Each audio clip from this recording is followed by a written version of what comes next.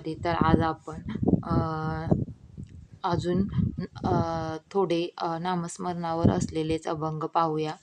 तर बघा, उगविल्या गुंती ऐशा मागे नेनो किती, ख्याती केली अजामिळे होते निघाले दिवाळे, मोकलीला प्रायचित्ती कोणी न धरती हाती, तुका म्हणे मुक्त वाट वैकुंठीची गडगडाट.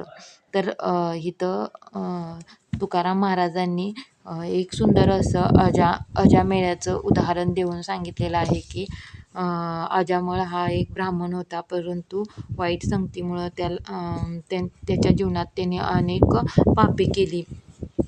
पण फक्त त्याने नारायण नामाचं स्मरण केल्यामुळे त्याची कीर्ती सर्वत्र पसरली आणि सर्व तीर्थे आणि प्रायश्चित्ते यांनी त्याचा त्याग केला आणि त्याचा उद्धार झाला.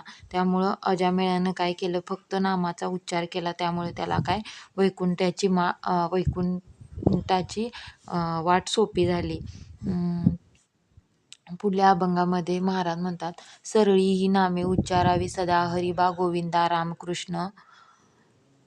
सरळी ही नामे उच्चारावी सदा हरिबा गोविंदा रामकृष्ण, पुण्यपूर्व काळ तीर्थेही सकळ कथा सिंधू जळ न्हावू येती, अवघेची लाभ बैसलिया घरा येती भाव धरा एके ठाई, शेळ्या मेंढ्या गाई सेवा घेती म्हैसी कामधेनू तैसी नव्हे एक, तुका म्हणे सुखे पाविजे अनंता हे वर्म जाणता सुलभचे, जन हो रामकृष्ण हरी गोविंद या साध्या सोप्या नामाचा उच्चार सदैव करावा. हरिकथा हा प्रेमाचा महासागर आहे. सर्व पुण्य काळ तीर्थे या महासागरात स्नान करून पवित्र होण्यासाठी येतात. देवाच्या चरणी दृढ भाव धारण केला तर सर्व प्रकारचे लाभ घरच्या घरी चालत येतात. शेळ्या मेंढ्या गायी यांच्याप्रमाणे कामधेनूची सेवा करण्याची जरुरी नसते.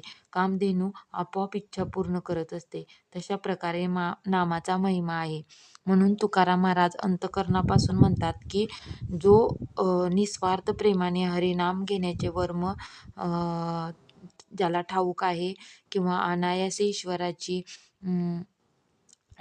ज्याला ठाऊक आहे, ज्याला कळले आहे, त्याला अनायासे ईश्वराची अनंताची प्राप्ती करून घेता येते. असे साध्या सोप्या या अभंगामध्ये तुकाराम महाराज म्हणतात की सरळी ही नामे उच्चारावी सदा, सरळ सोपी ही नामे आहे ती हरिबा गोविंदा रामकृष्ण.